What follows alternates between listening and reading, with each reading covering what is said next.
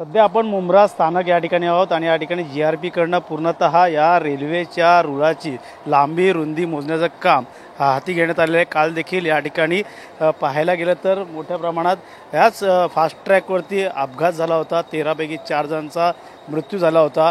रेल्वेचे GRP कडनं आता ही पूर्णतः माहिती घेतली जाते।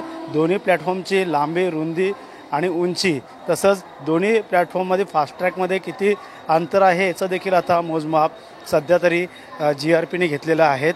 मात्र GRPचे वरिष्ठ अधिकारी जे आहेत ते देखील या ट्रॅकवरती उतरून त्यांनी हा माप घेण्यात आलेलं आहे। सर आज तुम्ही या ठिकाणी पाहणी केली आणि या पाहणीच्या दरम्यान पाहायला गेलं तर मोजमाप अंतर रुंदी मोजण्यात आलेली आहे। कालचा जो अपघात झाल्यानंतर खबरदारी म्हणून या ठिकाणी रेल्वे प्रशासनाकडनं आणि GRP कडनं कशा प्रकारचे आज या ठिकाणी मोजमाप केलेले पुढे हा अहवाल तुम्ही सादर करा। भरपूर काम आहे, मला डिस्टर्ब करू नका, काम करू द्या। ठीक आहे, कामातच तुम्हाला सांगतो तुम्ही काम जे सर नक्कीच या ठिकाणी आपण अधिकाऱ्यांना विचारलं असता मात्र त्यांनी उत्तर द्यायला टाळलेलं आहे। या ठिकाणचा जो अपघात झाला होता तो अपघात जो आहे तो मोठा होता, मात्र रेल्वे प्रशासनाकडनं या संदर्भात खबरदारी जी घ्यायला पाहिजे होती ती कुठंतरी घेताना दिसली नाही। मात्र कुठंतरी याच रेल्वे मुंब्रा फास्ट ट्रॅकवरती आता मोजमाप घ्यायला सुरुवात झालेली आहे। काल देखील अनेक अधिकारी राजकीय लोक या ठिकाणी आले होते।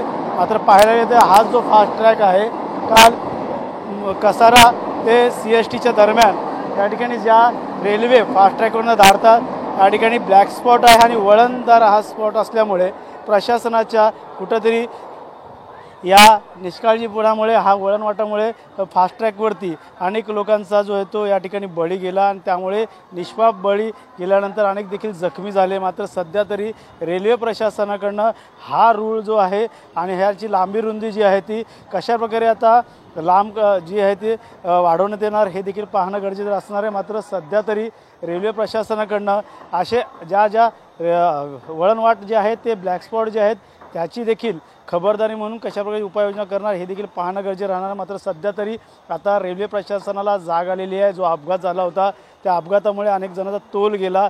दोन्ही रेल्वे ट्रॅकवरती ज्या फास्ट लेन आहेत ते वळणवाटाचे आहेत आणि याच ठिकाणी ह्या रेल्वेच्या ज्या गाड्या आहेत त्या फास्ट ट्रॅकवरती धावत असताना दोन्ही आसपास ज्या गाड्या आल्या त्याच्यानंतर तो अपघात झाला आणि अपघातामध्ये 4 जणांचा मृत्यू झाला। मात्र सध्या तरी हा जो रेल्वे ट्रॅक आहे त्याची मधली जी रुंदी आहे ती जवळपास एकमेकांना लागेल अशा प्रकारची ही रुंदी आहे। मात्र बाजूचा जो ट्रॅक आहे स्लो ट्रॅक आहे त्याची रुंदी मात्र यापेक्षा जरा मोठी आहे। पाहू शकतो पूर्णतः हा जो ट्रॅक आहे आपण दाखवू शकतो याच ठिकाणी अपघातून अनेक जण हे पडून मृत्युमुखी तर काही जण जखमी झालेली आहेत। त्यामुळे रेल्वे प्रशासनाकडनं जी खबरदारी अगोदर घ्यायला पाहिजे होती ती आता कुठेतरी उशिरा घेताना आपल्याला पाहायला मिळतात। मात्र सध्या तरी कुठल्या प्रकारची उत्तरं या ठिकाणी रेल्वे अधिकाऱ्यांकडून देताना आपल्याला पाहायला मिळत नाही। मात्र सध्या तरी या ट्रॅकचं कशा प्रकारचा आता हा ट्रॅक कशा प्रकारे आता इकडनं वेगळ्या स्वरूपात टाकला जाईल हे देखील पाहणं गरजेचं राहणार। सध्या तरी आता रेल्वे प्रशासनाकडनं GRP कडनं ज्या ट्रॅकवरती लोक मृत्युमुखी पडले आहेत त्या ट्रॅकची लांबी रुंदी उंची अशा प्रकारे सर्व मोजमाप आता त्यांनी हातात घेऊन पुढा अहवाल जो आहे तो प्रशासनाला पाठवणार आहे। कॅमेरा अजिंक्यसह गणेश सुरा, TV9 मराठी, मुंब्रा।